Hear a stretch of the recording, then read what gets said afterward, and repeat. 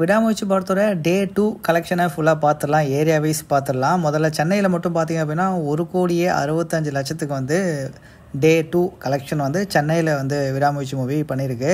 Overall Tamil Nadu ஃபுல்லாக பார்த்தீங்க அப்படின்னா ஒரு 24 கோடி வந்து 2வது நாள் கலெக்ஷன் பண்ணியிருக்கு. நிறையா பேர் பார்த்தீங்க அப்படின்னா பாசிட்டிவ் ரிவ்யூஸ் தான் கொடுத்துருக்காங்க.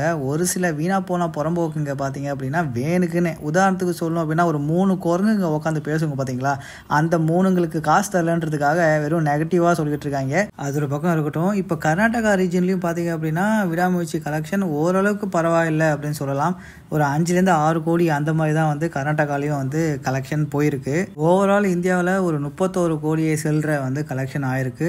ஸோ 2வது நாள் கலெக்ஷன் 31 கோடி ஓவரால் இந்தியா அப்படின்ற மாதிரி சொல்லியிருக்காங்க. ஸோ ஓவர்சீஸில் பார்த்தீங்க அப்படின்னா மொத்தமாக ஒரு 17.25-26 கோடி அந்த மாதிரி வந்து பண்ணியிருக்கு. ஸோ 17 crores அப்படின்னு வச்சுக்கலாம் ஓவர்சீஸில். கம்பேரிட்டிவ்லி ஓவர்சீஸில் ஓரளவுக்கு பரவாயில்லை அப்படின்னு தான் சொல்லணும். தல அஜித் கொஞ்சம் மெனக்கிட்டு அவர் ப்ரொமோஷன்லாம் பண்ணுறதுக்கு ஒத்துக்கிட்டு அவர் ப்ரொமோஷன்லாம் பண்ணாங்க அப்படின்னா இந்த கலெக்ஷன் எல்லாமே டபுள் ட்ரிபிளாக இருக்கும். ஆனால் தலையை பொறுத்த வரைக்கும் எந்த ஒரு அட்வர்டைஸ்மெண்ட்டும் பண்ணக்கூடாத மாதிரி தான் அவர் வந்து மைண்ட் செட்டில் இருக்கார் அப்படின்ற மாதிரி நான் நினைக்கிறேன். செகண்ட் டே கலெக்ஷன் மொத்தமாக 49 கோடியை தாண்டி போயிருக்குங்க. சாட்டர்டே சண்டேயில் கண்டிப்பாக வந்து கலெக்ஷன் ரொம்பவே அதிகமாக தான் இருக்கும். ஏன்னா ஃபேமிலி ஆடியன்ஸ் எல்லாமே இந்த சாட்டர்டே சண்டே வீக்கெண்டில் தான் வந்து படத்தை போய் பார்ப்பாங்க. ஸோ சாட்டர்டே சண்டே கலெக்ஷன் எப்படி இருக்குன்னு பார்த்துட்டு கண்டிப்பாக நம்ம சேனலில் போஸ்ட் பண்ணுறோம்.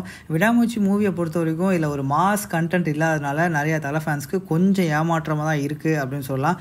ஆனால் படம் கண்டிப்பாக ஒர்த்து. ஏன்னா அது ஒரு சின்ன கான்செப்டோடு எடுத்துகிட்டு போயிருக்காங்க அந்த படத்தை. நான் ஒரு பெரிய ஹீரோ பிரம்மாண்டமாக தான் நடிப்பேன் அப்படின்லாம் சொல்லாமல் கதைக்கு ஏற்ற மாதிரி நடித்தார் பார்த்தீங்களா, அங்கே தான் நிற்கிறார் தலை. ஸோ அதை நம்ம கண்டிப்பாக ஏற்றுக்கணும். இந்த படத்தை பார்த்தவங்க கண்டிப்பாக படம் எப்படி இருந்துச்சு அப்படின்றத கமெண்டில் போட்டுருங்க. மறக்காமல் சேனலை சப்ஸ்கிரைப் பண்ணி அப்படியே அந்த பெல் பட்டனையும் தட்டி விட்ருங்க.